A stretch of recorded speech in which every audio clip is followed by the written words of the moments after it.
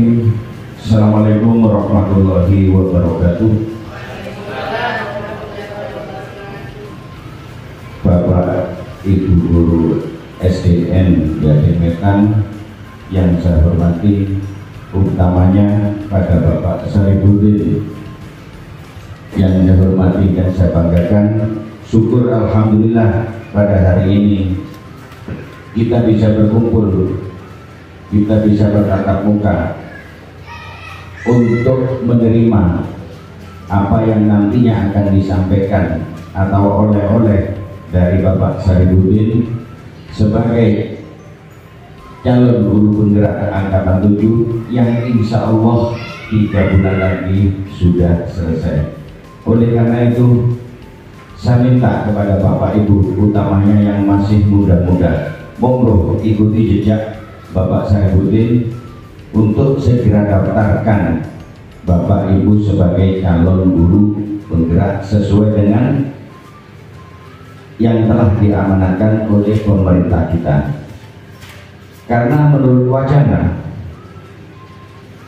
guru penggerak nantinya akan dinobatkan atau dijadikan sebagai kepala sekolah, pengawas sekolah, itu nantinya semuanya akan diambil dari guru penggerak. Tidak seperti pada waktu saya dulu. Kalau saya dulu itu kita harus mengikuti diklat, tetapi aturan pemerintah ini sekarang nanti yang akan menjadi guru kepala sekolah atau pengawas sekolah itu diambil dari guru-guru penggerak. Salah satu contohnya yaitu teman kita Bapak Saribudin. Oleh karena itu saya mohon, saya minta dengan hormat kepada Bapak Ibu, utamanya yang masih muda, monggo kita persiapkan, kita pilih karir kita agar nantinya kita bisa menempuh apa yang kita cita-citakan. Untuk selanjutnya, apa yang nanti akan disampaikan oleh Bapak Saribudin tentang seminar budaya positif sebagai calon guru penggerak angkatan 7 dari SDN Gademetan, mari kita ikuti bersama, kita ambil hikmah, kita ambil yang baik, kita contoh yang baik agar nantinya kita bisa mengikuti jejaknya. Mungkin itu yang bisa saya sampaikan, kurang lebihnya saya mohon maaf. Wabillahi taufiq wal hidayah. Assalamualaikum warahmatullahi wabarakatuh. Untuk selanjutnya saya serahkan sepenuhnya kepada yang terhormat Bapak Saribudin. Monggo.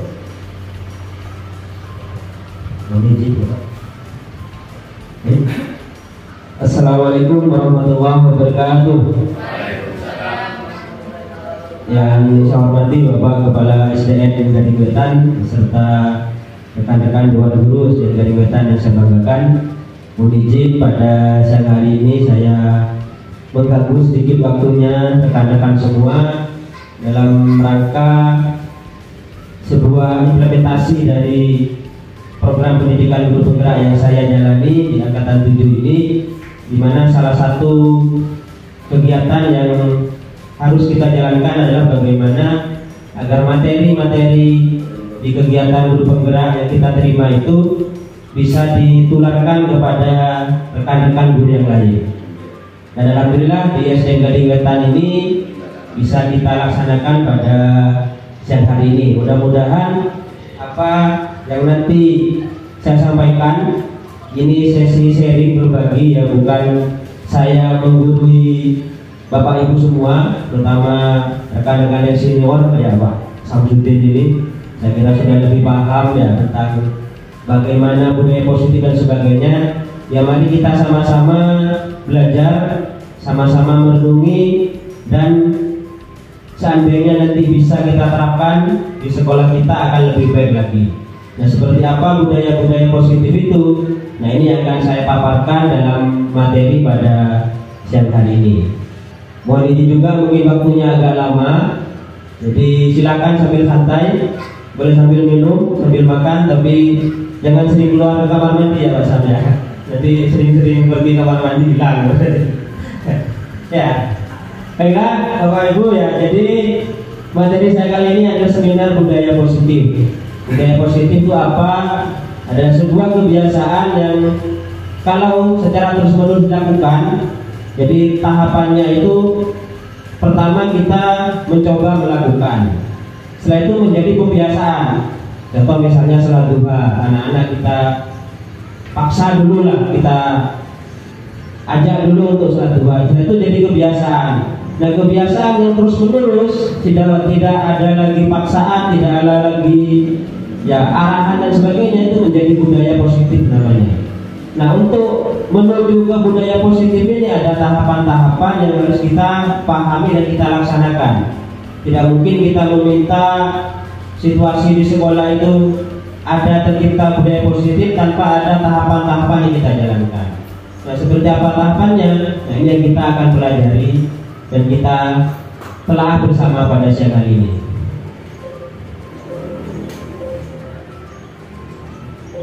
Baik, yang pertama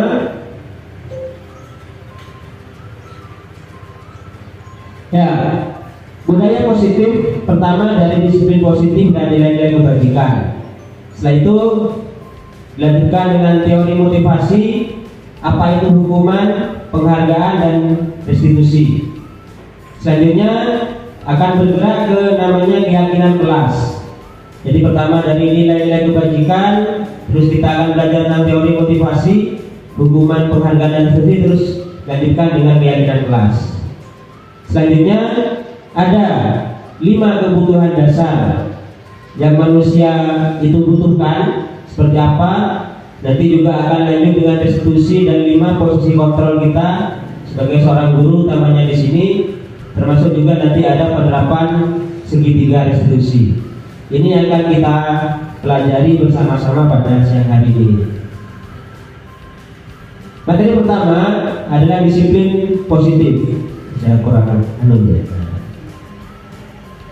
Disiplin positif tujuannya adalah pertama bagaimana kita dapat menjelaskan mana kontrol dari paparan teori Dr. William Glasser.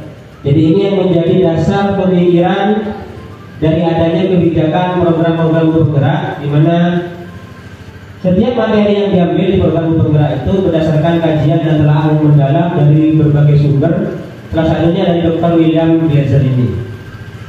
Nah, di sini kita diharapkan dapat menjelaskan makna disiplin positif itu seperti apa, mengamati penerapannya lingkungan kita masing-masing, serta kaitan teori kontrol dengan 3 motivasi perilaku manusia. Guru juga menjelaskan pentingnya memilih dan menentukan nilai-nilai kebajikan yang akan diyakini dan disepakati seluruh warga sekolah, sehingga kelak akan tercipta sebuah budaya positif. Nah, ini pentingnya di sini ya. Jadi bagaimana kita bisa memilih dan menentukan nilai-nilai kebajikan yang ada di sekolah kita, sehingga itu yang akan mendorong nanti terciptanya sebuah budaya positif. Nah, ada pertanyaan pemantik, mohon Bapak Ibu bisa menjawab. Yang pertama, apakah Bapak Ibu setuju adanya hukuman dengan yang dapat mendisiplin murid? Gimana Bu Jadi? Lihat hukumannya. Berarti setuju ya ada hukumannya? Nah, pertanyaannya dulu, apakah setuju ada hukuman untuk mendisiplin murid? Setuju ya. Terus yang kedua, pemberian hukuman dengan hal positif seperti membaca atau membersihkan halaman. Setuju. Ini lebih spesifik dari yang pertama. Yang pertama kan pokoknya dihukum gitu ya. Nah, yang kedua dengan hal positif tapi masih begitu hukuman. Ya. Yang ketiga, memberikan penghargaan dapat meningkatkan motivasi belajar murid. Setuju ya? Nah, baik, dari 3 hal ini berarti dari pendapat Bapak Ibu semua saya ambil kesimpulan bahwa masih adanya dalam tanda kutip dibutuhkan adanya hukuman dan penghargaan. Nah, seperti itu ya. Jadi adanya hukuman dan masih dibutuhkan. Nah, sekarang coba kita bermain sebentar. Nah, coba Bapak Ibu genggam tangannya digenggam sekeras-kerasnya. Nah, jangan ditonjol temannya. Nah, coba Pak Roto sama Pak Sam, genggaman tangannya Pak Roto coba dibuka Pak Sam. Pak Roto berusaha sekuat tenaga untuk membukanya. Coba Pak Sam buka. Bukan Coba dibuka, nah yang dibuka. Kira-kira seberapa kuat bertahannya Mas Sam itu?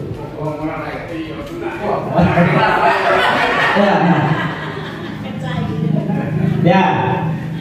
Jadi apa makna dari genggaman tangan ini? Bahwa sesuatu yang kita yakini akan kita coba pertahankan sekuat tenaga. Artinya kalau kita sudah merasa itu sebuah hal yang kita yakini benar, walaupun dipaksa seperti apa, walaupun dihukum seperti apa, walaupun diiming-imingi dengan tanggal seperti apa, kalau kita merasa itu benar, maka pasti kita akan menolak. Ya akan tetap teguh digenggam tangannya, karena kita yakinnya di dalam tangan kita benar.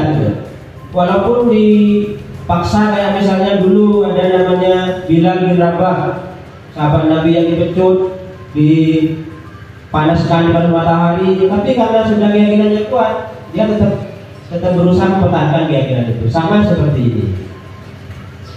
Nah, menurut Dr. William Glaser ada miskonsepsi ini adalah sebuah pemahaman yang keliru atau melenceng tentang bagaimana penerapan disiplin positif bagi masyarakat, terutama bagi siswa. Yang pertama, adanya ilusi atau bayangan semu bahwa guru itu mengontrol murid. Artinya begini ya, kita selama ini mungkin memahami bahwa murid itu apa dan guru. Apa katanya guru? Menurutnya mau tadinya, ya, kamu saya hukum, kamu saya inikan dan sebagainya. Nah, itu adalah sebuah ilusi sebenarnya. Yang kedua, ilusi bahwa semua penguatan positif efektif, dan bermartabat. Tadi adanya penghargaan, anak yang ranking dikasih hadiah, anak yang bisa ini dikasih hadiah. Itu sebenarnya hanya menurut Dr. William Glaser ini ya, itu ada sebuah ilusi. Artinya itu nanti akan menimbulkan efek yang kurang baik juga. Dan seperti apa nanti yang akan kita paparkan bersama. Ilusi yang ketiga, bahwa kritik dan membuat orang merasa bersalah dapat menguatkan karakter. Kadang-kala ada siswa kita yang bandel misalnya, terus kita judge dia, kita tuduh dia. Kayak kemarin misalnya contohnya Bu Desi itu, coba aja, langsung dihakimi seperti itu. Nah, menurut kita mungkin ya sebagai guru, sebagai orang tua, maka itu dapat menguatkan karakter dia. Kalau tidak digituin dia tidak akan kapok Pak. Kalau tidak digituin dia tidak akan jerah dan sebagainya. Ada sisi baiknya mungkin, tapi menurut Dr. William Glaser itu adalah ilusi yang nanti akan membawa dampak berkepanjangan. Ilusi yang keempat adalah bahwa pandangan orang dewasa memiliki hak untuk memaksa. Kita sebagai guru berhak untuk memaksa murid harus begini. Pokoknya kalau tidak begini murid dihukum. Pokoknya kalau tidak murid harus begini. Nah, ini semua adalah sebuah ilusi, sebuah sesuatu perilaku yang selama ini mungkin kita sudah dan sering jalankan, tetapi itu ternyata menurut Dr. William Glaser ini itu dampaknya kurang baik, terutama bagi siswa itu sendiri. Seperti apa dampak tidak baiknya? Nah, ini ada pendapat dari Stephen R. Covey ya, bahwa bila kita ingin membuat kemajuan perlahan, sedikit-sedikit ubahlah sikap atau perilaku Anda. Namun, bila kita ingin memperbaiki cara utama kita, maka kita perlu merubah kerangka acuan kita. Ubahlah bagaimana Anda melihat dunia, bagaimana Anda berpikir tentang manusia. Ubahlah paradigma Anda, skema pemahaman dan penjelasan aspek-aspek tentang realitas. Apa maksudnya ini ya? Bahwa kita jika ingin membuat sebuah perubahan yang baik di lingkungan kita, bagi siswa-siswi kita, yang pertama harus dirubah siapa? Sikap diri kita ya. Sikap dan perilaku kita. Jangan selalu menitik beratkan sebuah kesalahan itu pada siswa saja, atau kepada anak-anak tertentu saja yang bandel dan sebagainya. Tapi adalah bagaimana kita melihat diri kita, bagaimana kita melihat dunia, bagaimana kita berpikir tentang manusia, tentang perilaku siswa-siswa kita yang unik macam-macam itu. Karena tidak mungkin kita samakan semua pintar semua ya, atau nurut semua ya. Pasti ada perbedaan masing-masing perilaku, dan ini yang harus kita pahami jika kita ingin merubah perilaku yang menjadi kerangka acuan kita itu. Ini menurut Stephen R. Covey. Nah, ada dua posisi di mana yang sebelah kiri ini namanya stimulus respon, yang sebelah kanan ini teori kontrol. Kalau stimulus respon ini kita mengharapkan respon dari perilaku kita terhadap peserta didik kita. Apa saja ciri-cirinya? Pertama, pandangan kita bahwa realitas kebutuhan kita sama. Kita menyamaratakan kebutuhan semua siswa. Dianggap sama, pokoknya sekolah ya harus bisa semua. Terus yang kedua, semua orang melihat yang sama, hal yang sama dianggap sama semua. Terus kita mencoba mengubah orang agar berpandangan sama dengan kita. Pokoknya kalau menurut saya A, maka menurut saya harus bilang A. Pokoknya kalau menurut saya yang begini, menurut saya harus begini. Pokoknya kalau lato-lato tidak boleh, ya tidak boleh. Nah, ini yang stimulus respon. Terus ada perilaku buruk dilihat sebagai suatu kesalahan. Apabila siswa kita melakukan sesuatu yang buruk, maka itu selalu dianggap sebagai sebuah kesalahan. Ini perilaku stimulus respon. Orang lain bisa mengontrol saya, artinya saya bisa nurut karena dikontrol orang lain, karena takut sama atasan, mungkin takut sama kepala sekolah dan sebagainya. Terus saya bisa mengontrol orang lain, begitu juga kebalikannya. Kita dikontrol sama atasan kita akan mengontrol kepada bawahan kita. Ini stimulus respon. Terus adanya pemaksaan pada saat bujukan gagal. Nah, ini juga saya lakukan ini ya. Setelah dibujuk Pak Bun bandel aja paksa aja. Setelah dibilangin, ayo lagu-lagunya dan mainkan, Pak Bun main, hanya apa sudah disita ya. Nah, ini masih berada di posisi stimulus respon. Ya, ini bukan saya merasa berada di posisi yang lebih baik, enggak, kita sama gitu ya. Saya bahkan setelah membaca materi ini iya ternyata saya masih sering melakukan yang stimulus respon ini. Terus model berpikir menang atau kalah. Kadang kita sama siswa itu, kalau siswa bisa dulu kita menang sudah. Bukan mulai siswa tunduk yang menang. Kalau siswa tidak bisa kita atur, kita merasa kalah, akhirnya dendam ya. Oh, saya nggak laku bebannya. Pak guru main, aku guru pakai udah menemani terpecah guru ya. Saya nggak laku gitu ya. Akhirnya kan ada menang kalah kan. Kalau menang kalah tidak ada ujungnya, pasti akan ada niat untuk membalasnya. Nah, kalau teori kontrol ini ada perbedaan ya dari yang stimulus respon. Pertama, orang yang berpikiran dengan teori kontrol dia merasakan realitas kebutuhan kita yang berbeda. Setiap manusia itu pasti punya perbedaan dari kebutuhan, dari perilaku dan sebagainya. Memiliki gambaran berbeda, berusaha memahami pandangan orang lain tentang dunia. Dunia anak-anak saat ini beda dengan dunia kita. Kalau dunia kita dulu tidak kenal HP digital, ya jangan disamakan dengan dunia kita saat ini. Nah, harus kita pahami perbedaan terutama dan perkembangan zaman. Terus semua perilaku pasti memiliki tujuan. Perilaku baik atau buruk dari orang lain itu pasti ada tujuannya.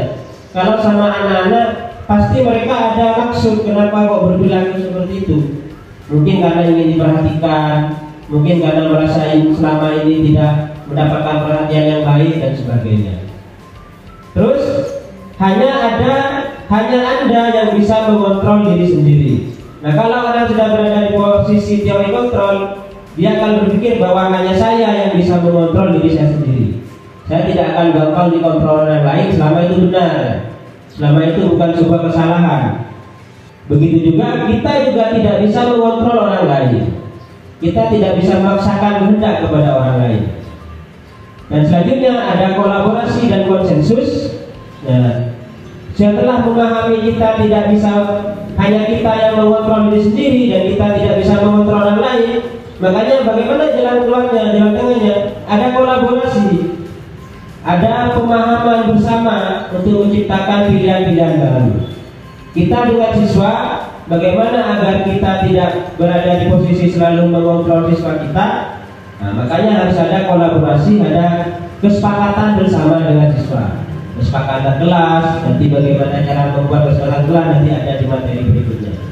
Terus model berpikir menang-menang. Nah, kalau tadi model berpikirnya menang kalah, kalau saya kalah berarti dia menang ya. Bagaimana di posisi teori kontrol ini kita berpikir semua sama-sama menang. Tidak ada yang merasa kalah, tidak ada yang merasa terhina. Adanya disiplin positif. Ya. Tujuan disiplin positif pertama menanamkan motivasi untuk menjadi orang yang mereka inginkan dan menghargai diri sendiri dengan nilai-nilai yang mereka percaya.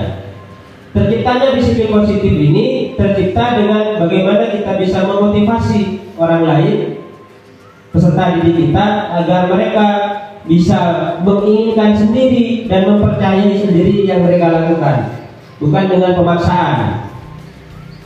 Terus yang kedua, akan tetap berperilaku baik dan melanjutkan nilai-nilai kebajikan karena mereka ingin menjadi orang yang menjunjung tinggi nilai yang mereka hargai. Jadi tidak karena takut dihukum, tidak karena ingin mendapat penghargaan, tapi mereka berperilaku itu karena mereka sudah berlandaskan nilai kebajikan yang mereka pahami sendiri. Itu yang disebut dengan disiplin positif. Mana kata disiplin? Menurut Bapak Pendidikan kita yang menjadi rujukan dari sistem pendidikan yang ada di Indonesia, yaitu Bapak Ki Hajar Dewantara, di mana ada kemerdekaan, disitulah harus ada disiplin yang kuat. Sungguh pun disiplin itu bersifat self-disiplin, yaitu kita sendiri yang mewajibkan kita dengan sekeras-kerasnya. Tetapi itu sama saja, sebab jika kita tidak cakap melakukan self-disiplin, wajiblah penguasa lain mendisiplin kita. Dan peraturan demikian itulah harus ada dalam suasana yang merdeka. Apa maknanya? Bahwa sebuah perilaku disiplin itu harus bermula dari diri kita sendiri, self disiplin. Bahwa kita harus mewajibkan diri kita sendiri untuk disiplin itu.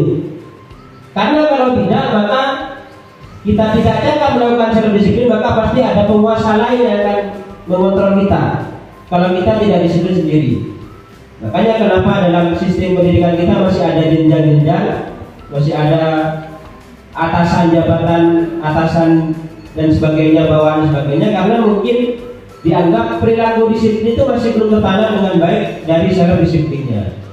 Seumpama itu sudah bisa berjalan dengan baik, maka posisi atasan, kepala sekolah, pengawas dan sebagainya bukan lagi bernama pengawas, bukan lagi bernama kepala sekolah, tapi sebagai manajer yang hanya mengelola administrasi saja. Kepala sekolah di sana bukan lagi sebagai orang yang harus ditakuti, tapi sebagai partner bersama. Nah, ini jika pemikiran Ki Hajar Dewantara ini sudah betul-betul tercipta dalam diri kita semua. Definisi merdeka. Nah, ini kita sudah sering dan sudah paham bahwa kita sudah merdeka, tapi kalau betul-betul kita merdeka, menurut Ki Hajar Dewantara, merdeka ini gimana bacanya Bunda nih? Di Jawa saya tidak bisa. Coba baca tadi.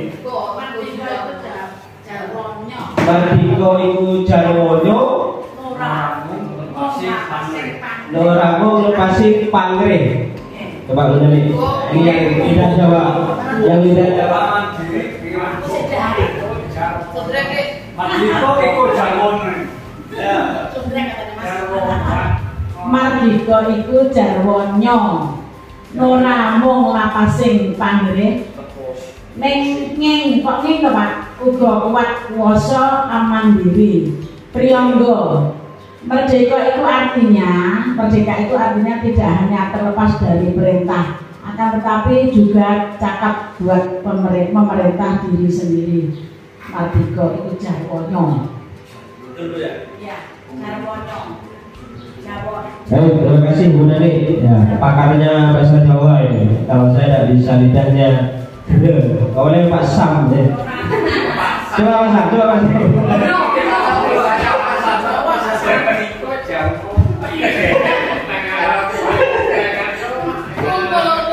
Dalam.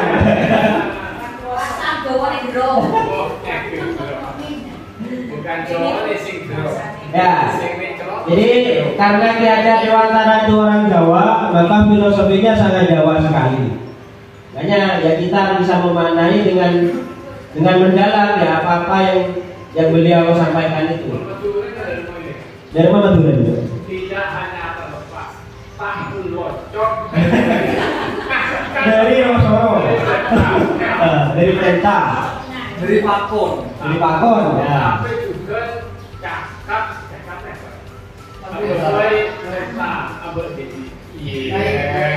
Pinter gebai perintah abad ini. Locok ini deh. Nah, merdeka itu artinya tidak hanya terlocot dari perintah. Nah, artinya kita tidak selalu diperintah sama menjajah, tetapi kita juga bisa memerintah diri kita sendiri. Ya. Jadi bukan hanya kita merdeka lepas dari penjajah, tapi kita masih tidak merdeka untuk mengatur diri kita sendiri. Dalam hal ini jelas mengatur dalam hal kebaikan. Ini disiplin menurut Diane dan Bosan, sudah tidak perlu saya jelaskan. Nah, ini nilai kebajikan universal. Ini adalah patokan awal bagaimana kita membuat sebuah kesepakatan kelas dan keyakinan kelas nanti adalah kita berangkat dari nilai-nilai kebajikan yang menyeluruh. Apa saja nilai kebajikan itu? Pertama, nilai kebajikan sifatnya harus yang positif. Nah, bersifat positif manusia yang merupakan tujuan mulia yang ingin dicapai setiap individu. Setiap kita pasti berbeda-beda nilai kebajikan yang kita inginkan. Ada yang ingin disiplin, ada yang tidak ingin disiplin. Ada yang ingin jujur, ada yang tidak ingin jujur. Ada yang ingin setia, ada yang ingin selingkuh. Beda-beda nilai kebajikannya ya. Itu tergantung orangnya nanti. Dan itu nanti akan terbawa di kelas kita masing-masing. Kalau nilai kebajikan ini kita ambil untuk kita terapkan. Menurut William Blazer menyatakan bahwa setiap perbuatan memiliki suatu tujuan. Yani dosen menyampaikan bahwa mengaitkan nilai kebajikan yang diyakini, maka motivasi intrinsiknya, motivasi dari dalamnya akan terbangun. Kalau kita punya keyakinan universal, kebajikan universal ini, maka akan timbul motivasi yang terbangun dari dalam diri kita sendiri, sehingga menggerakkan motivasi dari dalam untuk mencapai tujuan mulia. Begitu juga pada siswa nanti. Ini contoh-contoh nilai-nilai kebajikan dari 6 organisasi. Ada beriman, bertakwa, mandiri, ini yang profil belajar Pancasila yang sering kita gaungkan. Udesi mungkin bisa nyanyinya, tepuknya belum kan? Belajar Pancasila, beriman dan bertakwa. Ini di IKM, biasanya di IKM juga. Nah, jadi ini yang profil belajar Pancasila, beriman, bertakwa, mandiri, bernalar kritis, berkebinekaan global, berteknologi kreatif. Ini dari instruksi IPU, ini dari 9 karakter cinta Tuhan, kemandirian. Ini contoh-contohnya nilai-nilai kebajikan di berbagai organisasi. Ini ada keterampilan hidup, dapat dipercaya, lurus hati, pendengar yang aktif, tidak merendahkan orang lain, memberikan yang terbaik. Ini yang petunjuk hidup yang banyak ini. Ada tanggung jawab, ada keberanian, inisiatif, memecah masalah dan sebagainya. Ini contoh-contoh nilai kebajikan yang ada dan dirumuskan oleh berbagai institusi atau organisasi. Ini dari level esensial kerja, suara hati, kontrol, rasa hormat, kebajikan dan sebagainya. Nah, sekarang apa saja nilai kebajikan yang di sekolah kita selama ini? Di sekolah kita yang selama ini nilai kebajikan yang kita lakukan atau sudah kita terapkan. Contoh nilai kebajikannya. Ya, berarti yasinan itu masuk beriman dan bertakwa ya. Tuh. Selain itu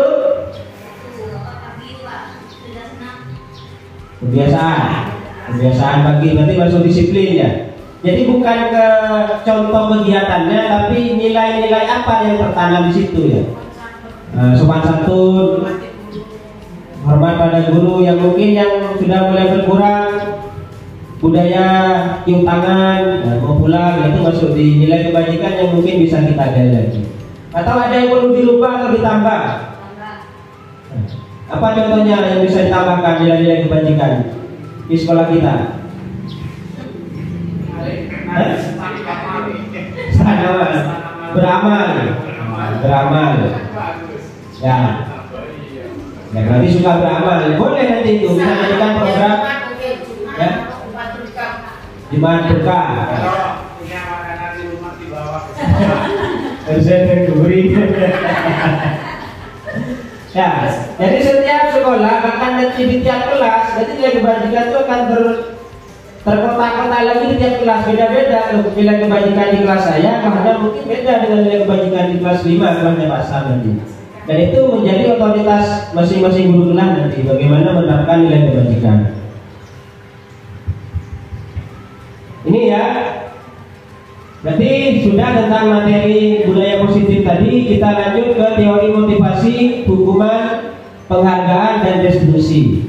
Nah ini kalau tadi rekan-rekan sudah menjawab bagaimana adanya hukuman dan penghargaan yang tadi dianggap masih dibutuhkan, mari kita pelajari tentang bagaimana motivasi, apa itu hukuman, apa itu penghargaan, dan apa itu restitusi. Diane Gosek dalam bukunya menyampaikan bahwa ada 3 perilaku motivasi perilaku pada manusia. Jadi manusia itu berperilaku atau bertingkah laku dalam kehidupan sehari-hari. Dia ada 3 motivasi yang dia mendasari dia melakukan itu. Yang pertama, menghindari ketidaknyamanan.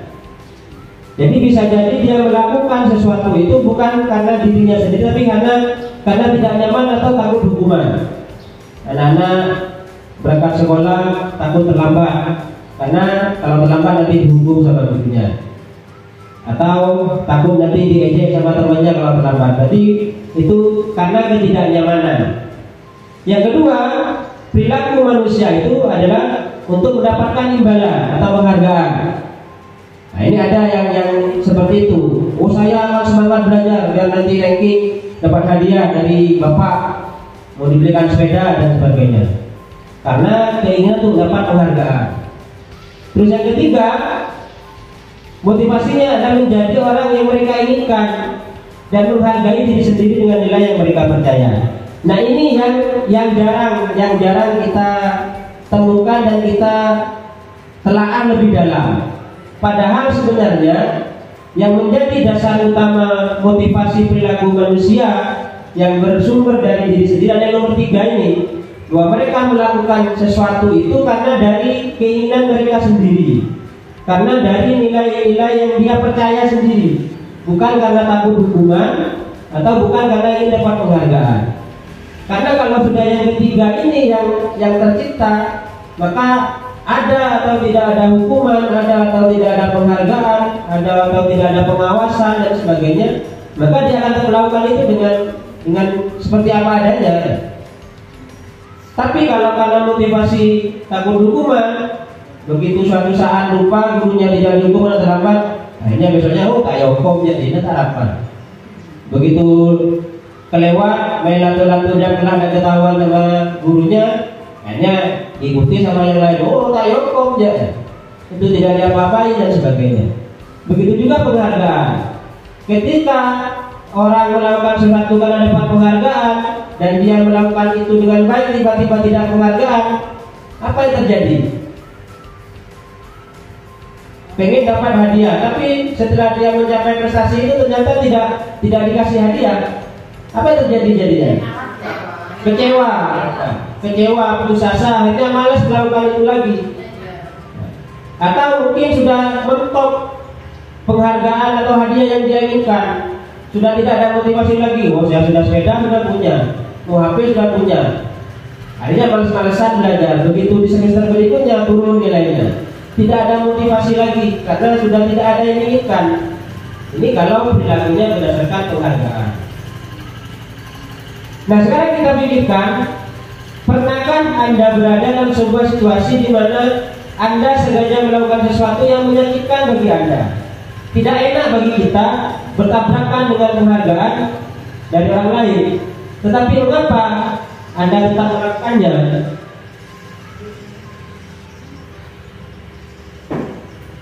Pernah tidak kita berada di posisi seperti ini? Ya. memaksakan diri. Hanya untuk menghormati orang lain. Ya, Bu Desi contohnya. Hanya untuk cari. Daftar guru penggerak. Ya. Hanya untuk. Ya, pernah kan? Pasti kita pernah mengalami ini. Tapi mengapa kita tak melakukannya? Kenapa? Kita tidak enak meyakinkan bagi kita, menjaga perasaan orang lain. Jadi kita melaksanakannya karena terpaksa, bukan dari dalam diri kita sendiri. Nah, sesuatu yang terpaksa ada dua nanti, kalau dia bisa merubah keterpaksaan itu menjadi sebuah pendorong yang baik, maka dia akan lanjut. Tapi kalau terpaksaan itu menjadi beban, nah ini malah tidak karu-karuan. Ada hukuman penghargaan. IPA kurang menguasai pelajaran matematika, sehingga pada saat pelajaran tersebut berlangsung, dia lebih banyak berdiam diri atau menggambar di buku pelajarannya. Pada saat guru matematikanya, Pak Seno menanyakan pertanyaan, IPA menjadi gugup dan tak sengaja menjatuhkan tasnya dari kursi, serta tiba-tiba menjadi gagap pada saat berupaya menjawab. Seluruh kelas pun tertawa melihat perilaku IPA yang berbicara tergagap dan terkejut tersebut. Pak Seno pada saat itu membiarkan teman-teman IPA menertawakan IPA yang tergagap dan malu luar biasa, dan malahan minta IPA untuk maju ke depan dan berdiri di depan kelas sambil menunjuk hidungnya karena tidak bisa menjawab pertanyaan Pak Seno. Kelas semakin gaduh dan anak-anak pun tertawa melihat IPA di depan kelas memegang ujung hidungnya. IPA, dia sudah tidak bisa matematika.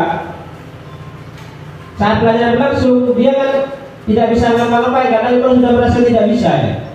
Tapi guru matematikanya tidak paham itu, malah membuat pertanyaan yang bikin IPA tambah gugup, sehingga dia melakukan sesuatu yang konyol dan ditertawakan sama teman-temannya. Nah, saat ditertawakan, Pak Seno ini malah membiarkan ya, dan malah membuat IPA tambah malu, disuruh maju ke depan, ditunjuk hidungnya dan sebagainya.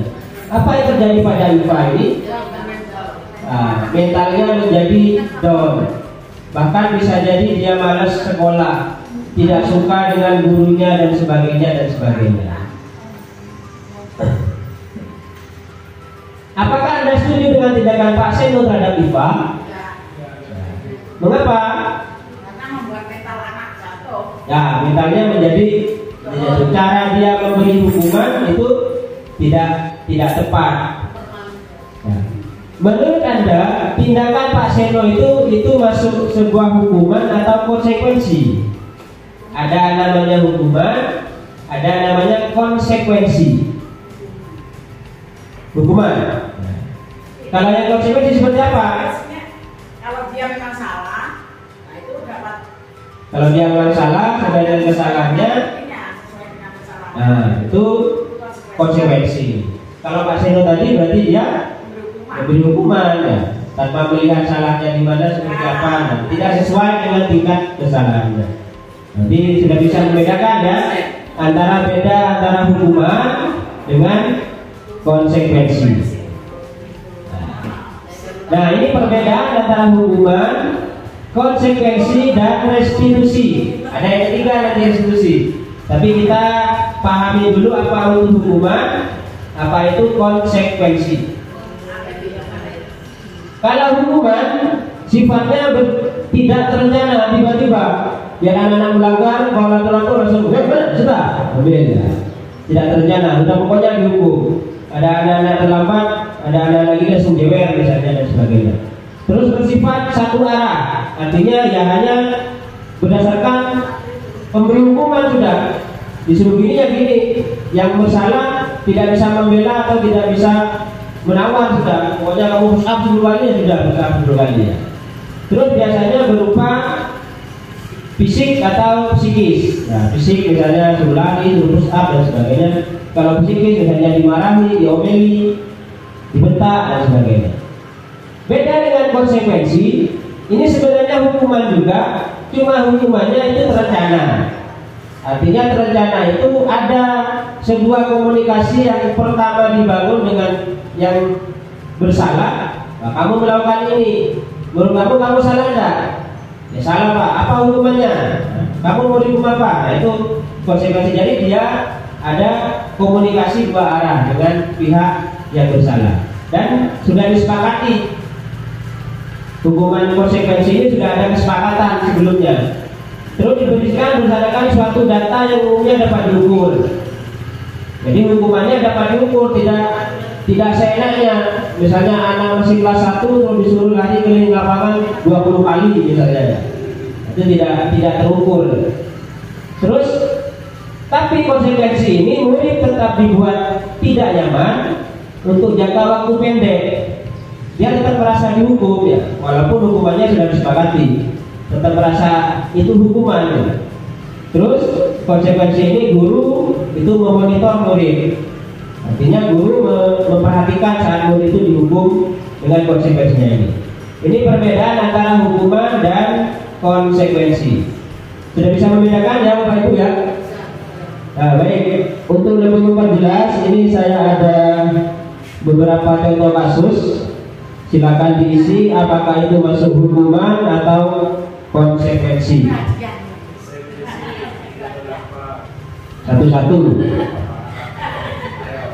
Satu-satu diisi. Enggak, tak sulit Pak.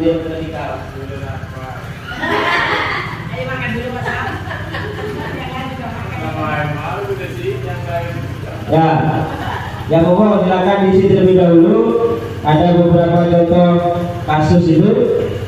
Nah, silakan dijawab di sampingnya apakah itu hukuman atau itu konsekuensi.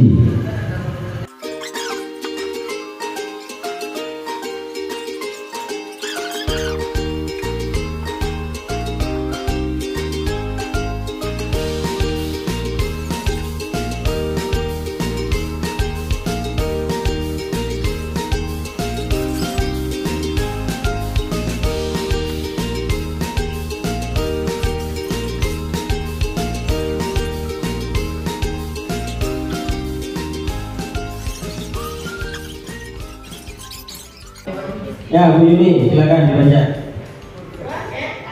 Murid pertama adalah mencatat 100 kali di dalam buku kalimat saya tidak akan terlambat lagi karena terlambat ke sekolah. Hukuman apa konsekuensi? Konsekuensi. Konsekuensi. Gimana Mas? Sebab Mencatat 1000 kali. Ya. Kali. Hukuman apa konsekuensi itu? Konsekuensi. Konsekuensi. Karena kita sudah berunding. Kalau kamu Ada nanti, persetujuan dulu. ya, tapi kan kalau dia disuruh menulis anak kamu nanti gimana? Kalau saya Dapat tulis 100 kali di buku kalimat. kita kan sudah berunding. Dan yang pasti Kan fisiknya. siswa yang bersangkutan itu merasa tidak nyaman menulis di buku. 100. Murid tetap dibuat tidak Tidak nyaman. nyaman. Nah, Tapi dia mengerjakan boleh. pasti tidak nyaman itu 1000 kata itu. 100 kali. Ya, 1000 kali. Lari keliling lapangan basket 2 kali karena terlambat. Hukuman. Hukuman.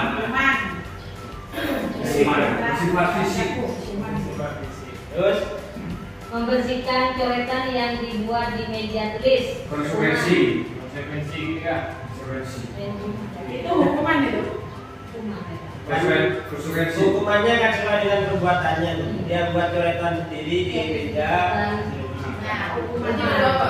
Hukuman. Konsekuensi. Konsekuensi. Karena dia berbuat, dia harus tanggung jawab sesuai dengan perbuatannya, itu konsekuensi. Nah, tolong yang kanan letak. Terus murid Murid diminta untuk push up 15 kali Oh, dan sih. tidak menggunakan hukuman. Hukuman. Menggantikan kertas tugas teman dan coret.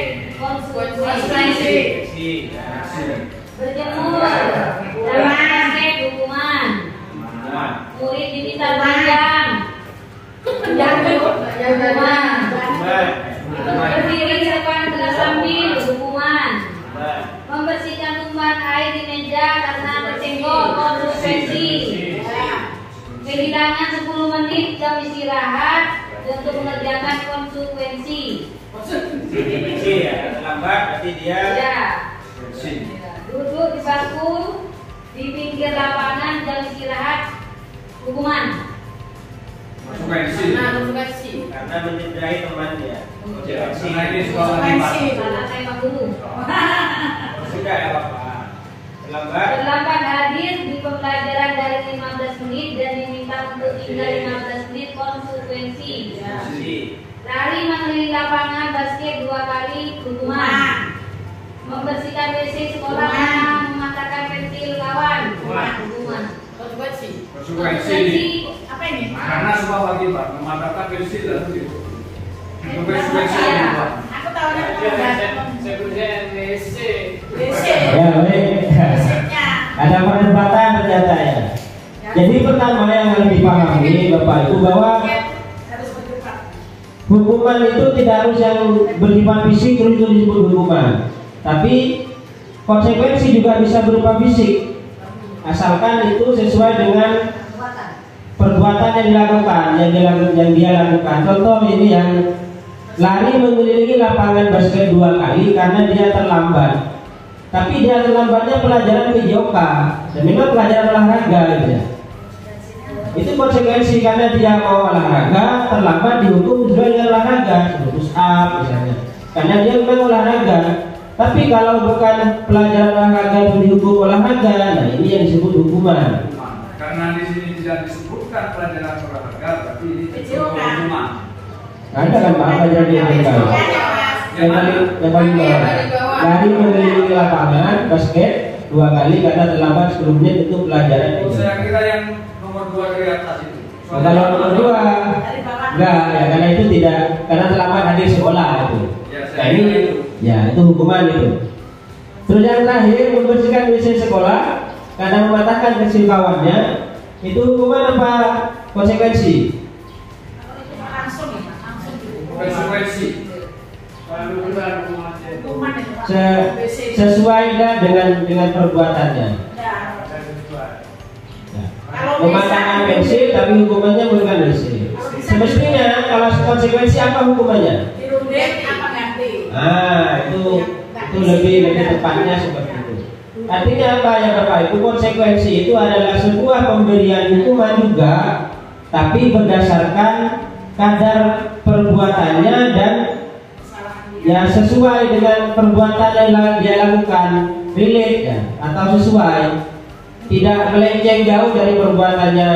Mematahkan pensil hukumannya terus naik genteng misalnya. Kalau misalkan yang dipatahkan teman sekelas, apa pensil teman sekelasnya? Teman sekelasnya, apa konsekuensinya yang paling tepat? Bisa berupa apa? Konsekuensinya ini. Iya, jadi konsekuensi itu hukumannya harus sesuai dengan kadar perbuatannya.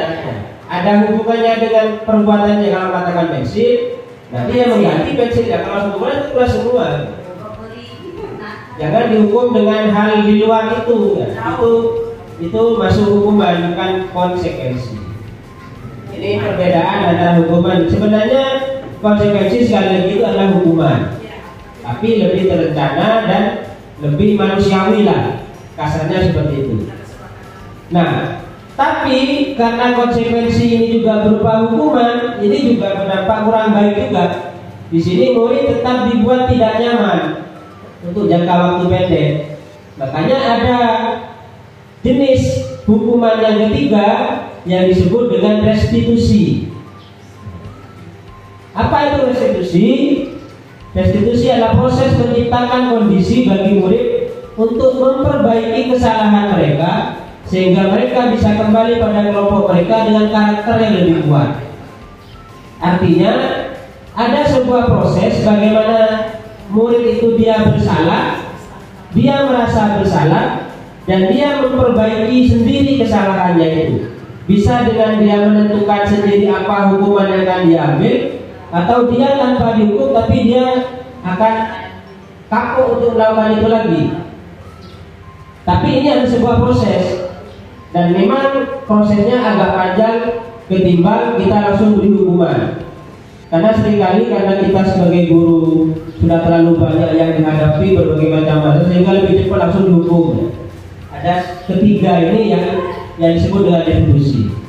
Selain itu, restitusi merupakan proses kolaboratif yang mengajarkan murid untuk mencari solusi untuk masalah mereka. Jadi mereka punya masalah, mereka melakukan suatu kesalahan, dan kita arahkan untuk menemukan solusinya sendiri, bukan solusi langsung ke hukuman. Misalnya murid mematahkan pensil temannya, solusinya bagaimana dia? Kamu mematahkan Dion, kamu mematahkan pensilnya Dani misalnya. Bagaimana menurut kamu, apa salah Anda? Ya Pak, saya salah. Nah sekarang kalau kamu salah, bagaimana menurut kamu itu? Nah, kalau dia akhirnya terarahkan tuh, saya akan mengganti. Nah berarti disitulah proses restitusi itu berlaku. Jadi bukan guru yang memberikan langsung hukuman atau memberikan hukuman, tapi bersumber dari diri pelaku kesalahan itu sendiri. Dan restitusi ini membantu murid berpikir tentang orang seperti apa yang mereka inginkan dan bagaimana mereka harus memperlakukan orang lain, sehingga akan terbangun sebuah mental bagaimana dia bisa menghargai orang lain. Dia berbuat salah, dia paham akan kesalahannya, dia tidak akan mengulangi karena merasa bahwa itu sesuatu yang tidak benar, bukan hanya karena dihukum. Kalau hanya karena dihukum, besoknya bisa melakukan lagi. Apalagi hukumnya terjaga lebih ringan atau terlalu ringan, tidak ada selesainya, nanti tidak akan ada efek beratnya di sana. Ya, inilah yang disebut dengan restitusi. Ada sebuah menarik ini, hal yang menarik, dihukum oleh penghargaan. Selama ini kita tahunya namanya dihukum kan diberi hukuman yang tidak enak. Bagaimana dihukum dengan penghargaan itu? Saat kita berulang kali menjanjikan hadiah kepada anak-anak agar berperilaku bertanggung jawab, atau kepada seorang murid agar mempelajari sesuatu yang baru, atau kepada seorang karyawan agar melakukan pekerjaan yang berkualitas, kita sedang berasumsi atau berpendapat mereka tidak dapat melakukannya. Kalau kita menjanjikan hadiah, menjanjikan sesuatu yang menarik bagi siswa kita seakan-akan kita berpendapat bahwa mereka tidak bisa melakukannya. Kalau kita menjadikan hadiah, itulah yang disebut dengan dihukum oleh penghargaan. Artinya kita secara tidak langsung menganggap siswa kita itu tidak bisa. Contoh misalnya Pak Abdul misalnya memberikan motivasi, kalau kamu bisa push up 10 kali, kamu saya akan berikan permen. Berarti menganggapnya anak itu tidak bisa gitu. Karena pasti dalam diri orang yang memberi hadiah, dia akan memberi batas limit yang orang itu dianggap sulit untuk mencapainya. Pasti kan, tidak mungkin cuma kita ngasih hadiah, pasti ada batas limitnya. Berarti secara tidak langsung kita menganggap itu dia tidak akan bisa gitu. Nah ini adalah sebuah hukuman sebenarnya. Atau mereka tidak akan memilih untuk melakukannya, atau mereka karena merasa berat tidak akan melakukannya, tidak peduli dengan hadiahnya. Karena percuma juga orang akan mampu saya push up 10 kali ya, karena pasti tidak bisa. Itulah yang disebut dengan dihukum oleh penghargaan. Menurut Bikon, penghargaan maupun hukuman adalah cara-cara mengontrol perilaku seseorang yang menghancurkan potensi untuk pembelajaran yang sesungguhnya. Adanya hukuman dan adanya penghargaan itu adalah contoh perilaku yang akan menghancurkan potensi diri bagi manusia itu sendiri sebenarnya. Walaupun di satu sisi ada sisi pendorongnya, cuma potensi untuk memunculkan potensi dirinya dengan lebih maksimal itu akan terhambat di sini.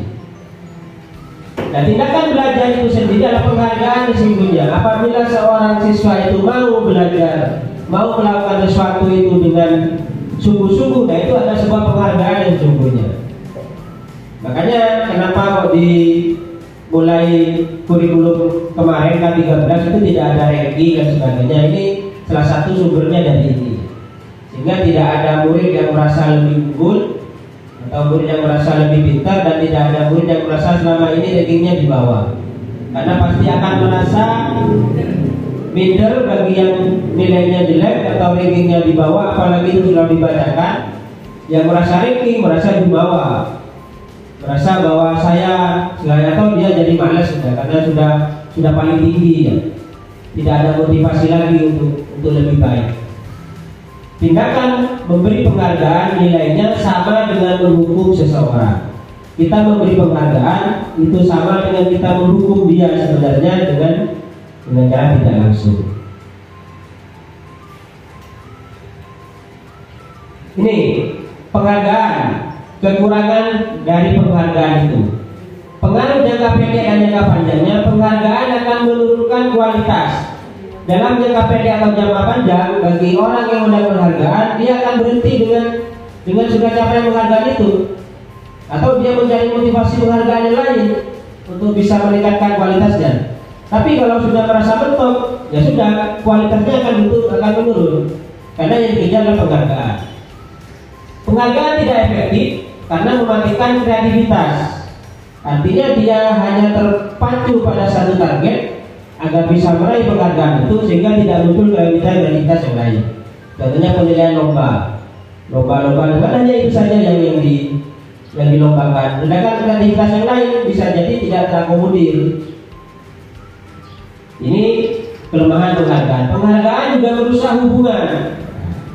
Pasti anak yang ranking 1 akan dimusuhi sama yang nilainya rendah atau rankingnya jelek, atau bisa jadi yang jelek dibully sehingga merusak hubungan, atau terjadi gap, terjadi kumpulan khusus orang-orang yang pintar saja, bikin kelompok tidak mau sama temannya yang itu, ini aja yang pintar-pintar saja dan sebagainya, akan merusak hubungan itu. Terus penghargaan juga mengurangi ketepatan. Motivasi dalam diri itu hanya termotivasi pada satu hal saja, itu untuk mendapat penghargaan saja. Ini kekurangan atau kelemahan dari penghargaan. Nah sekarang dalam menangani sebuah masalah, tadi kita sudah belajar bagaimana restitusi itu. Jadi restitusi itu adalah bagaimana sebuah proses agar kita bisa mengatasi sebuah permasalahan pada siswa kita atau di lingkungan kita itu, dengan tujuan akhirnya mereka bisa sadar akan apa yang dia lakukan, akan kesalahan yang dilakukan, dan akhirnya bisa mengambil sisi positif dari sana. Nah, untuk mengelola restitusi ini ada sebuah skema, ada sebuah rumus yang namanya segitiga restitusi. Nah, segitiga restitusi ini adalah cara guru mengetahui salah satu menanamkan disiplin positif pada murid sebagai bagian dari budaya positif sekolah. Guru dapat menerapkan restitusi ini dalam membimbing murid bersiklus positif agar menjadi murid yang merdeka.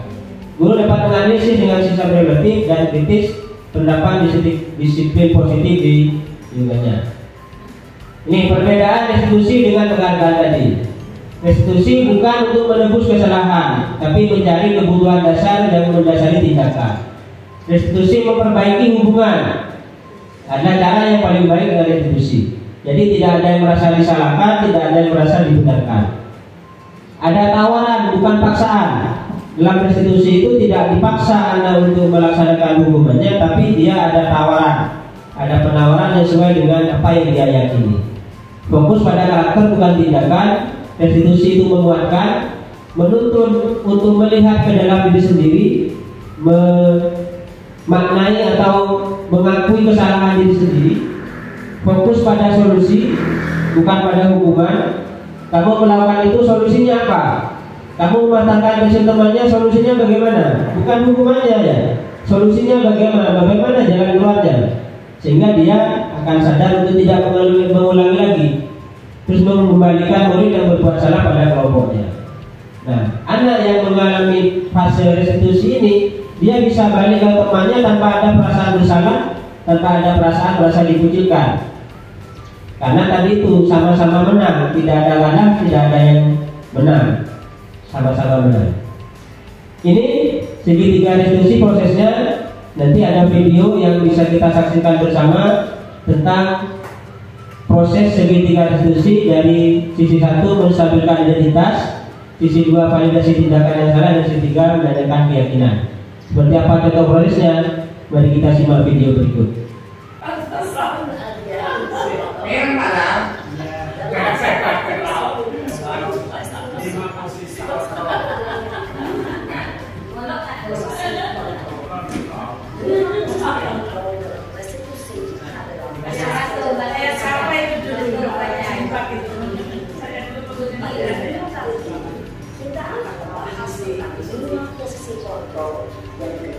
pelendaian brosur dan contoh penerapannya. Jadi enggak? Kurang lagi. Setahu posisi kontrol.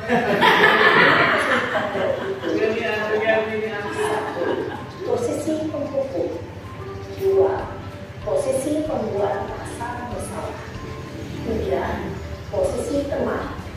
4. Posisi pemantau atau monitor. Dan 5. Posisi manajer. Untuk lebih memahami kelima posisi tersebut, mari kita saksikan kasus Narewi yang terlambat hadir 20 menit di sekolah dan melihat dari mana kelima posisi kontrol dalam menghadapi masalah tersebut.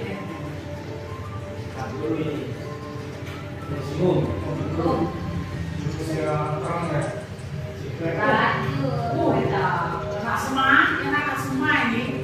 Mana? Semua ya. Masa ini? Naren. Ini. Sini kamu. Oh, anak semua itu anak-anak kan. Selalu terlambat.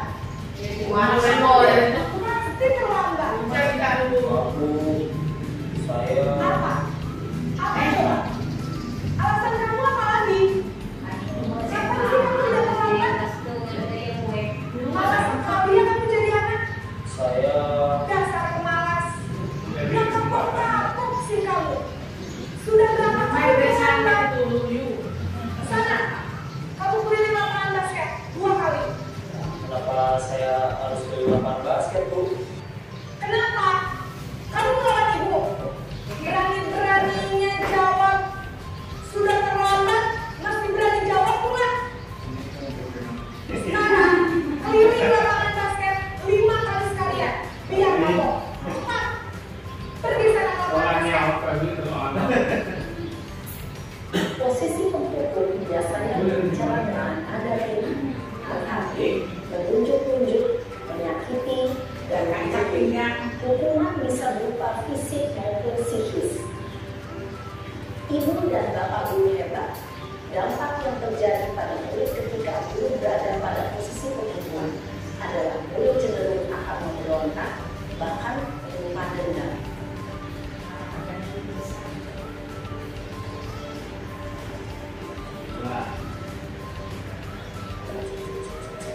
Ini mana ini? Ini gurunya sama semua ini. Tambah lagi. Naren. Naren.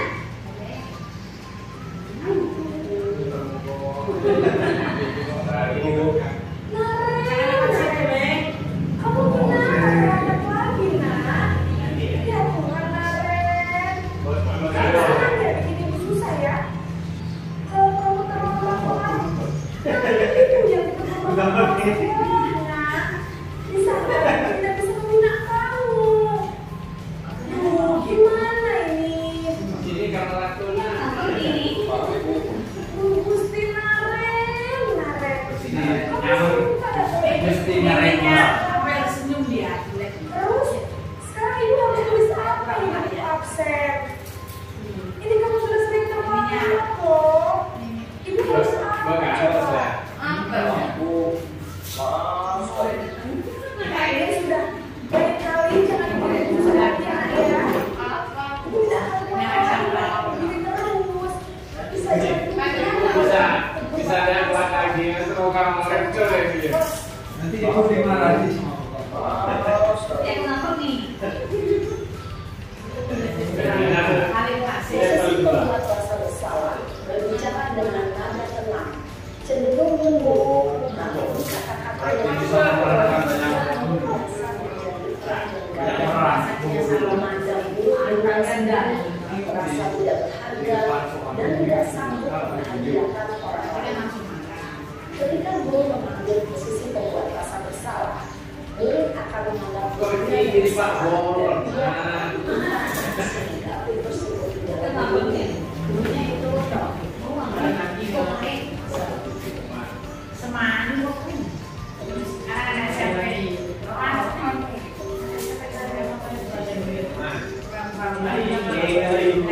Lambinya tidak sekali dulu. Oh ya Allah. Naren. Sejam.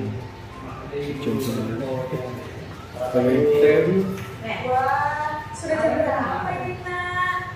Terlambat lagi ya sayang. Iya Bu, habis ibu saya lupa bangunkan saya Bu.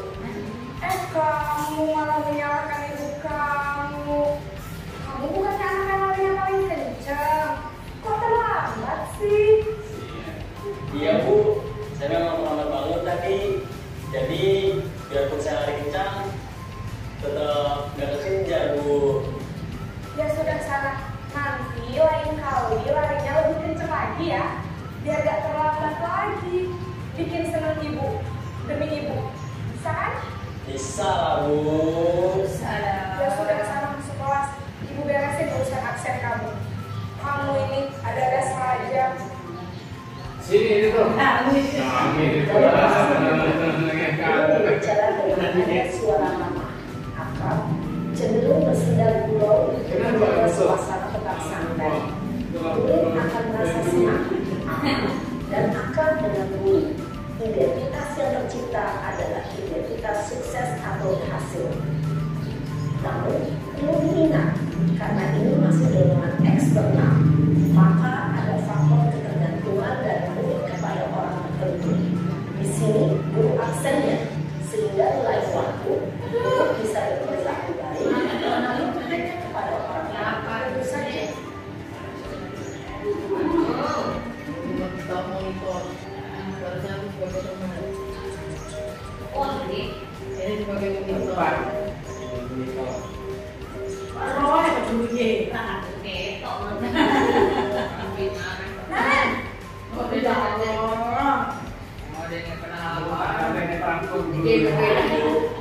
Naren, apa kita tentang jam berapa kita harus masuk sekolah nak?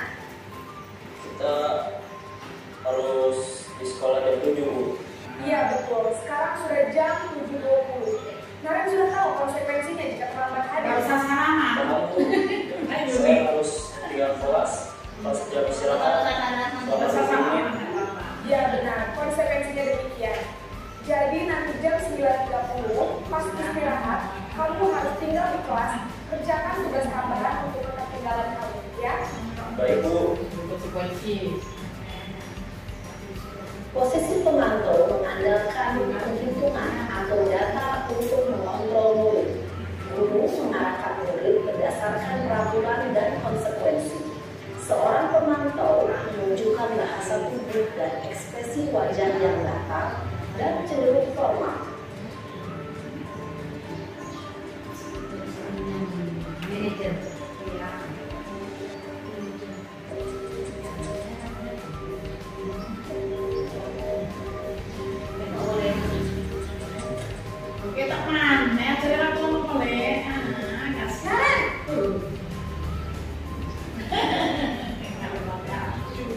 Selamat pagi Bu. Selamat pagi Naren. Maaf Bu, saya terlambat. Ya, sekolah masuknya jam 7, sekarang sudah jam 7.20. Jadi sekarang bagaimana ya Naren? Saya pasal saya semalam. Baiklah, menurut kamu, keyakinan sekolah yang mana yang perlu kamu tingkatkan? Menghargai diri sendiri dan orang lain mungkin ya Bu. Setuju. Jadi, apakah Naren meyakini prinsip saling menghormati tersebut? Iya Bu, saya meyakininya. Apakah Naren bersedia memperbaiki masalah keterlambatan ini? Bersedia Bu. Bagaimana kalau memperbaiki masalah keterlambatan ini? Saya akan coba untuk tidak lupa menyetel alarm saya Bu. Baik, kalau Naren lupa menyetel alarm di rumah, ada orang yang kira-kira bisa bantu mengingatkan tidak? Ada Bu. Saya Kak Emma. Ada lagi selain Kak Emma? Selain Kak Emma, ada ibu saya. Baik, jadi yang mengingatkan Naren adalah Kak Emma dan ibu kalian. Kira-kira akan mulai start alarm kapan nih Naren? Setelah pulang sekolah, akan segera saya lakukan.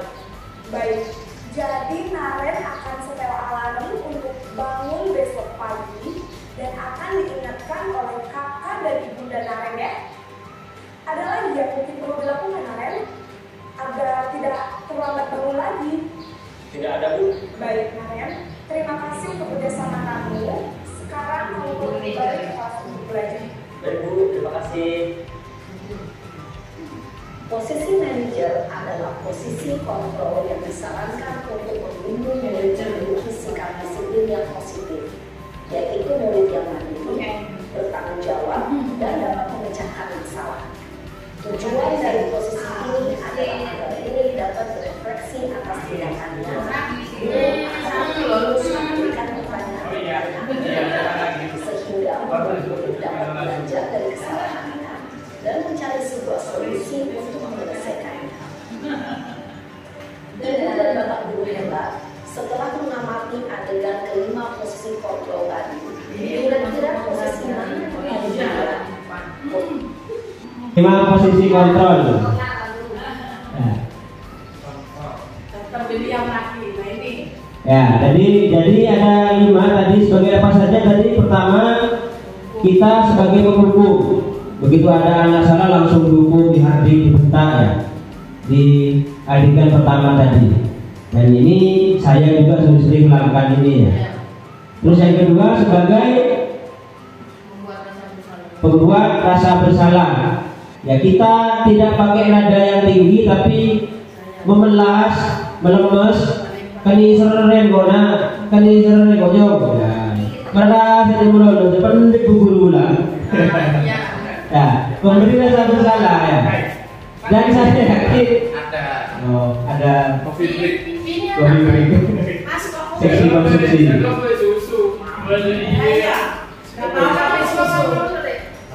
Ya, terima kasih Pak. Nah, ini murid yang ini. Kita mendapatkan institusi ini langsung tanggap. Ceweknya ada dikasih punya susu sendiri. Ya, saya lanjut. Jadi yang kedua tadi membuat merasa bersalah. Jadi siswa kita arahkan seolah-olah hingga dia merasa bersalah. Makanya nadanya, kamu kok gitu sih? Ayo jangan gituan. Masa dia mulai bisa jawab ya. Pendidik guru mulai bilang penting mulai ya. Jadi memberi rasa bersalah. Terus yang ketiga berposisi sebagai teman. Jadi kita yang ngobrol dengan teman, sehingga kesannya anak itu menjadi tidak merasa bersalah dengan apa yang dilakukan. Nah, diajak guyon, jangan diulangi lagi ya, dan sebagainya. Nah, 3 posisi ini sebenarnya yang membuat siswa itu tidak merasa dia melakukan kesalahan, hanya tahu hukumannya saja. Makanya ada pilihan bagaimana sebagai pemantau dan bagaimana sebagai manajer. Bedanya pemantau dan manajer, kalau pemantau proses menanyakannya secara pendek, jadi langsung tanya konsekuensinya. Jadi tadi yang area terlambat langsung ibu gurunya bertanya, kamu konsekuensinya apa kalau terlambat? Sehingga dari menyampaikan, saya kalau terlambat akan dihukum ini ya. Tapi kalau manajer ini lebih panjang prosesnya, itu yang namanya melakukan segitiga restitusi tadi. Jadi ada pertanyaan-pertanyaan pemantik, bagaimana diarahkan ke keyakinan kelasnya dulu, keyakinan sekolah. Menurut kamu keyakinan sekolah apa yang kamu langgar? Saya tidak menghargai, kurang menghargai waktu, kurang menghargai orang lain dan sebagainya. Terus apa yang akan kamu lakukan? Saya akan berusaha tidak terlambat lagi Bu. Bagaimana caranya? Jadi dipancing agar anak itu dia menemukan solusi dari apa kesalahan yang dilakukan, tidak langsung berupa hukuman yang dia terima. Sehingga anak itu akan memperbaiki dirinya sendiri dengan rancangan yang dia bikin sendiri dengan pertanyaan-pertanyaan pemantik. Nah, inilah posisi manajer. Dan ya paling enggak kita tidak stuck di posisi hanya sebagai penghukum saja, atau membuat rasa bersalah saja, atau sebagai teman saja.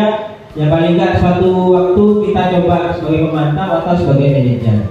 Makanya kemarin ketika ada sebuah masalah di kerajaan Bu Desi Fahrul itu, saya mencoba memakai cara yang mana ini, karena mungkin Bu Desi sudah memakai 3 ini. Ya, itu paling teman itu. Sebagai teman ini ya. Nah, makanya kita coba dengan cara pemantau atau dengan cara manajer. Dan memang yang tidak menjamin itu akan berhasil ya. Karena sebuah merubah perilaku itu adalah proses yang tidak bisa seperti membolak-balikkan telapak tangan. Makanya prosesnya disebut segitiga restitusi tadi itu yang panjang. tujuan mempelajari 5 posisi kontrol sudah tadi ini. Saya percepat, kuesioner sudah gak usah. Yuk kita berpikir dan temukan kebutuhan dasar kita. Nah, setiap manusia dia mempunyai 5 kebutuhan dasar. Kebutuhan dasar itu apa? Pertama, kebutuhan bertahan hidup, mencari makan, bekerja dan sebagainya. Terus kebutuhan untuk diterima. Pasti setiap manusia itu ingin diterima di lingkungannya. Dia tidak ingin dikucilkan, tidak ingin diabaikan dan sebagainya. Kebutuhan pengakuan atas kemampuan dia. Dia punya kemampuan mungkin sama orang lain disepelekan atau tidak diakui. Nah, manusia itu butuh diakui kemampuannya, walaupun menurut orang lain itu kemampuannya hal yang sepele.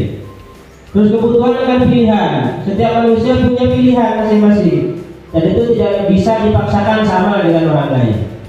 Dan ada kebutuhan untuk merasa senang. Nah, ini 5 kebutuhan dasar ini yang harus betul-betul kita pahami dalam konteks bagaimana kita menyikapi perilaku siswa-siswi kita. Kalau ada siswa kita yang terlalu overaktif, misalnya mungkin dia kebutuhannya pengen ada pengakuan kemampuan dia. Mungkin dia suka olahraga, suka lari, maka kita arahkan ke sana bagaimana ditemukan potensinya itu. Mungkin ada anak yang dia suka melawan, tidak mau disuruh ini, tidak mau. Mungkin dia punya pilihan lain. Apa yang akan dilakukan selama itu baik, nah itu yang kita temukan. Jadi 5 kebutuhan dasar ini yang betul harus kita temukan dalam diri siswa-siswi kita, terutama yang guru kelas kayak saya, kayak Bu Desi yang dari kelas 1. Mungkin bisa lebih didalami lagi karakter-karakter unik dari siswa-siswi kita itu seperti apa, sehingga kita tidak bisa menyamakan memperlakukan mereka harus sama dengan siswa-siswi yang lain yang berbeda. Ini sudah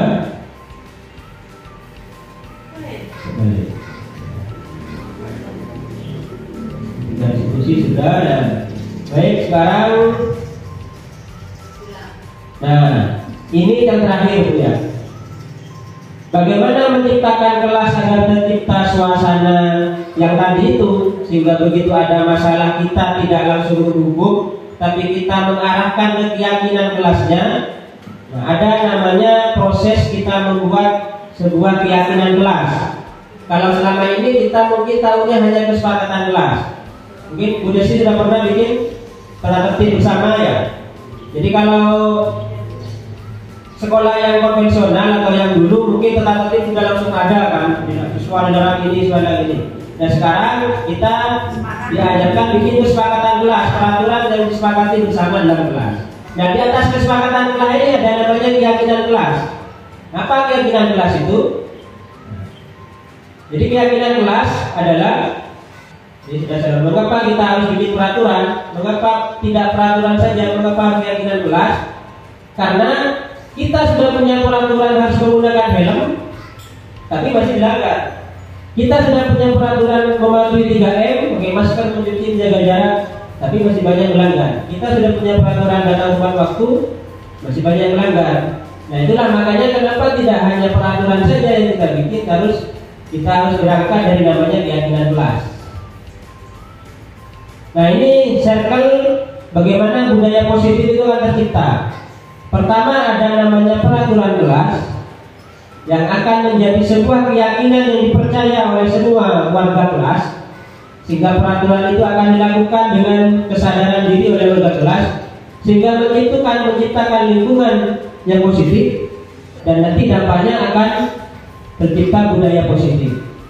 Dari peraturan menjadi keyakinan, tercipta lingkungan, dan akhirnya budaya positif. Ini perbedaan peraturan kelas dan keyakinan kelas. Kalau peraturan kelas seperti ini, dilarang mengganggu, hadir sekolah 15 menit sebelum, dilarang melakukan kekerasan dan sebagainya. Nah kalau keyakinan kelas, nah ini nilai-nilai universal yang tadi kita pelajari.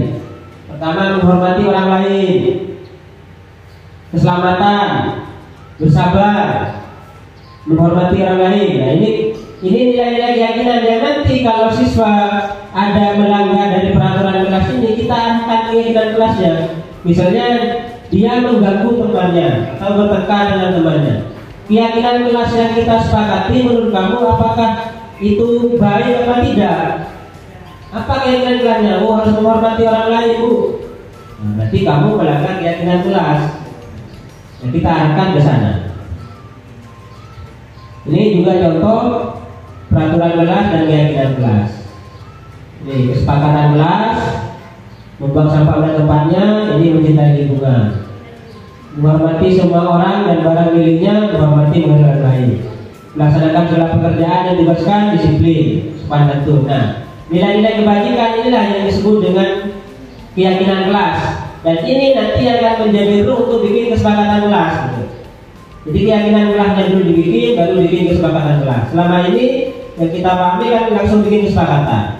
Sehingga begitu anak melanggar kesepakatan itu, kita tidak bisa mengarahkan ke keyakinan apa yang kamu lakukan itu, apakah itu benar? Karena keyakinan kelasnya belum dibikin terlebih dahulu. Nah, keyakinan kelas ini sifatnya lebih abstrak daripada peraturan, lebih rinci dan konkret, berupa pernyataan-pernyataan universal yang senantiasa dibuat dalam bentuk hal yang positif. Keyakinan kelas hendaknya tidak terlalu banyak sehingga mudah diingat dan dipahami oleh semua warga kelas. Sebaiknya sesuatu yang dapat diterapkan di lingkungan tersebut. Semua warga kelas hendaknya ikut berkontribusi dalam pembuatan keyakinan kelas lewat kegiatan gerak pendapat. Nah, jadi keyakinan kelas itu adalah disepakati, dimusyawarahkan bersama, bukan hanya guru saja yang menentukan. Dan keyakinan kelas ini sama keyakinan sekolah tadi, juga bersedia ditinjau kembali keyakinan kelas dari waktu ke waktu. Misalnya tiap semester, kalau kemarin keyakinan kelasnya kita tidak ada kata disiplinnya, maka semester 2 kita tambahin kata disiplin dengan kesepakatan di antara warga kelas itu. Prosedurnya bagaimana cara membuat keyakinan kelas? Pertama, mempersilakan warga atau murid untuk bercurah pendapat, berdiskusi, mencatat semua masukan, dan susun keyakinan kelas ini menjadi kalimat yang positif. Nah, jadi jangan lupa kalimat negatif, jangan keyakinan kelas itu berupa jangan, tidak boleh, atau dilarang. Itu bukan keyakinan kelas, tapi rubah menjadi kalimat yang positif. Berjalanlah di kelas atau koridor, hargai temannya.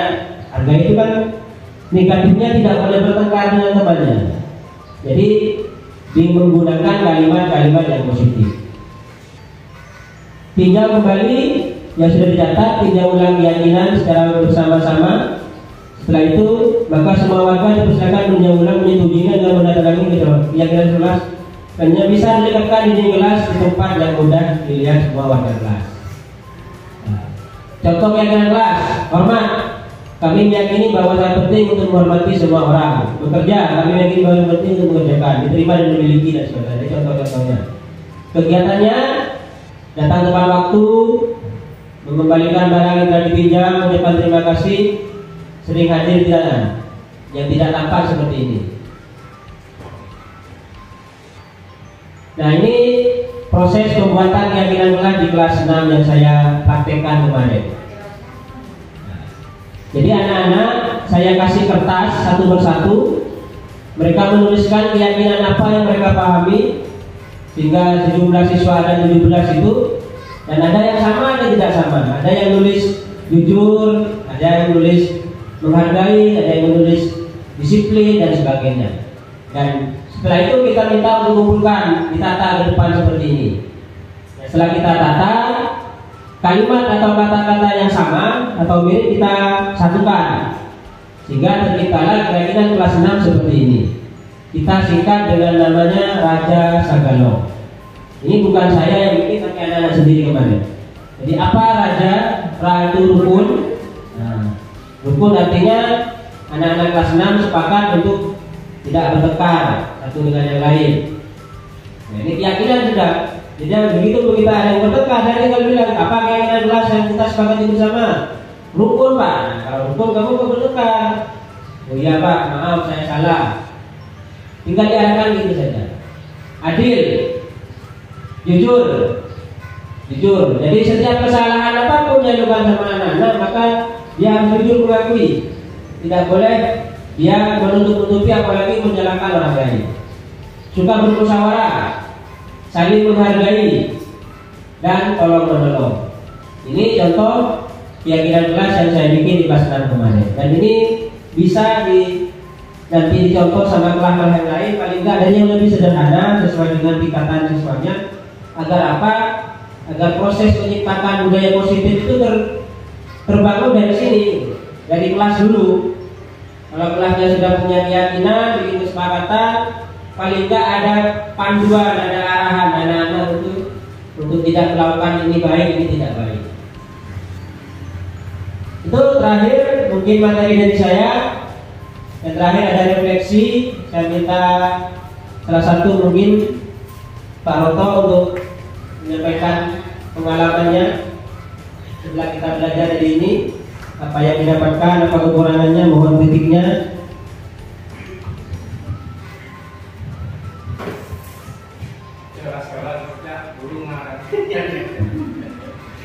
Terima kasih. Assalamualaikum warahmatullahi wabarakatuh. Singkat saja untuk penyampaian materi kali ini, terus terang saya sudah menjadi guru yang lama juga. Tapi dengan adanya program guru penggerak ini memang banyak sekali program-program yang diluncurkan, juga pengetahuan-pengetahuan yang disampaikan sehingga menambah wawasan kita untuk bisa membuat anak didik kita itu untuk bisa meraih meraih cita-cita sesuai dengan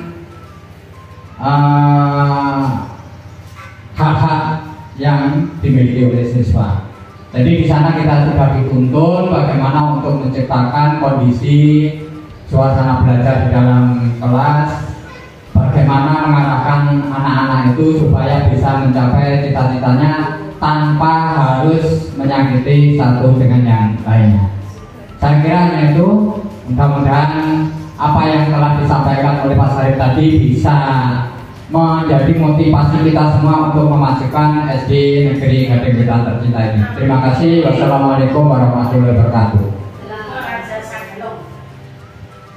Baik, terima kasih atas refleksi dan masukannya dari Pak Roto.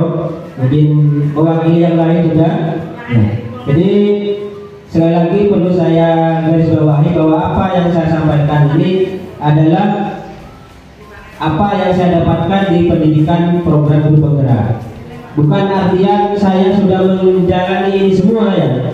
Saya juga dalam proses belajar, dalam proses bagaimana mencocokkan atau bagaimana apa-apa yang tadi saya jelaskan itu untuk kita coba adaptasikan atau kita terapkan pelan tapi pasti, mulai dari lingkungan kita sendiri, terutama dari kelas saya. Walaupun saya menyadari masih banyak hal kekurangan dalam diri saya dalam yang tidak sesuai dengan yang tadi disampaikan.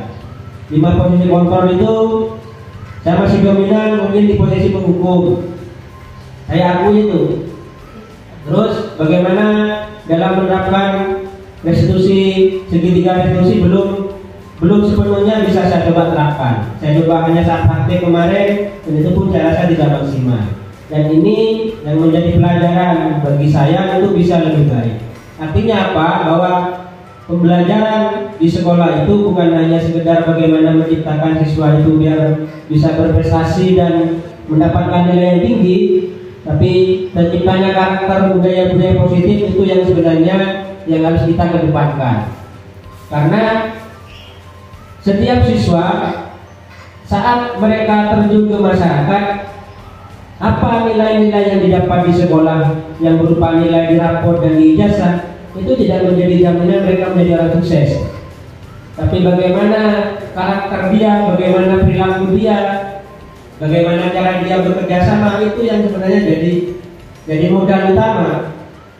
Makanya banyak orang pintar lulusan S1, S2 begitu terjun ke masyarakat tidak jadi apa-apa, cari kerja aja sulit.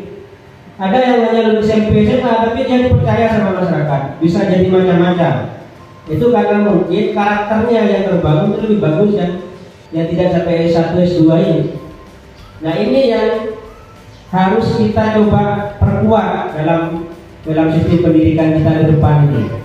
Bagaimana karakter siswa kita dengan nilai-nilai positif itu bisa kita maksimalkan kalau urusan bisa pintar ini bisa itu sebenarnya adalah hal yang bisa ditemukan sesuai dengan proses perkembangan usianya mereka masing-masing. Anak-anak yang hari ini tidak bisa matematika perkalian, pasti saya yakin SMP SMA mereka akan bisa dengan sendirinya. Kita paksa hari ini harus bisa perkalian, tidak bisa ya nggak usah terlalu dipaksakan. Pasti SMP SMA akan paham dengan sendirinya. Walaupun dalam dia masa SD-nya mungkin dianggap bodoh. Tapi kalau watak, perilaku, karakter, nah ini yang akan terus dibawa ke masyarakat, dan ini yang akan menjadi nilai lebih mereka. Dan ini yang harus kita perbuat. Mungkin itu dari saya, Bapak Ibu, mohon maaf sudah terlalu panjang waktunya karena sebenarnya sudah banyak yang saya skip ini. Ada satu video yang tidak saya tampilkan juga. Ya, tapi mudah-mudahan ini semua bisa menjadi pertama tambahan ilmu dan motivasi bagi saya untuk berbuat lebih baik lagi. Begitu juga ke teman-teman semua. Mohon maaf apabila selama ini saya banyak merepotkan. Mungkin banyak hal yang kurang berkenan juga, yang mari kita sama-sama rubah perilaku-perilaku yang kurang baik menjadi hal yang lebih baik lagi, sehingga seperti yang tadi Pak Alko sampaikan akan lebih memajukan SD kita, negeri kita ini. Sekian dari saya, kalau lebihnya mohon maaf. Saya ini wassalamualaikum warahmatullahi wabarakatuh.